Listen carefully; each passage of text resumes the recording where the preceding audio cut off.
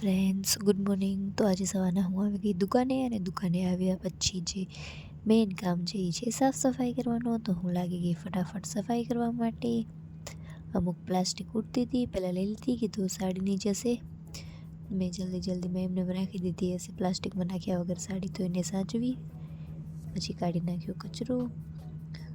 ફટાફટ કીધો કચરો કાઢી નાખું. પછી આજે આવ્યા હતા મારા પપ્પા. સામે ક્યારે કોઈ કામથી આવ્યા હતા, એટલે પછી આવ્યા હતા એ દુકાને. પછી એ નીકળી ગયા એના કામ ઉપર. પછી આજે અહીંયા બહુ જ ભીડ હતી. અહીંયા મસ્જિદ છે, લગભગ બધા નમાઝ પડવા આવ્યા હશે, યા તો મને નથી ખબર. બહુ જ ભીડ હતી આજે અહીંયા. ઈદ આવે છે એટલે કંઈક હશે એમનો તહેવાર, એટલે એ લોકો આવ્યા હશે. પછી બારે બહુ જ ભીડ હતી, પણ કસ્ટમર બપોરના કોઈ આવે નહીં, એટલે બસ હું થોડી વાર માટે બેઠી હતી. તો સાંજ થઈ એટલે આજે અહીંયા ગણપતિ વિસર્જનનો કાર્યક્રમ હતા. બધા 7 દિવસ થઈ ગયા હતા બધા ગણપતિને. તો એટલા જોરથી ડીજે વાગતા હતા ને કે મારા જે દરવાજાની કાચો છે એ ધ્રુજવા લાગી. તો હું ફટાફટ બહાર નીકળી અને મેં જોયું, મેં કીધું શું થાય છે આ? તો બહાર ડીજે ચાલુ હતા, એને લીધે દુકાનની બધી કાચો હતી એ ધ્રુજતી હતી. પછી મેં થોડી વાર માટે મેં અંદરથી જોયો.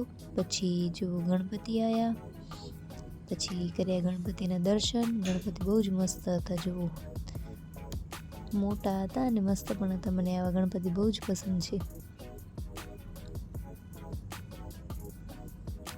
પછી આમને મને આપી પ્રસાદી. મેં પ્રસાદી રાખી દુકાનમાં, અને પાછી વારી બહાર ગઈ અને બધું જોવા લાગી. કેટલી બધી પબ્લિક આવી હતી, જુઓ.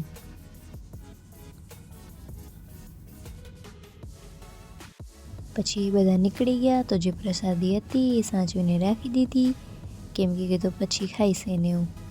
પછી સાંજે આવી ગયા મારા હસબન્ડ. તો અમે દુકાન વધાવી લીધી અને નીકળી ગયા ઘરે જવા માટે. પણ યાદ આવ્યું કે હસબન્ડને તો રાતે તાવ આવી ગયો હતો, તો પહેલાં એમની દવા લેશું, પછી જાશું. અત્યારે બધાને વાયરલ ઇન્ફેક્શન ચાલુ જ હોય છે કંઈક ને કંઈક, તો કીધું હાલો દવા જ લઈ લઈએ. તો એમને તો દવા લેવી ન હતી, કે ગોળી લઈ લે મેડિકલમાંથી, હું તો ઠીક થઈ જઈશ. તો મેં એમની વાત ના માની. પછી ગયા અમે અહીંયા બાજુમાં જ એક દવાખાનું છે ત્યાં ગયા.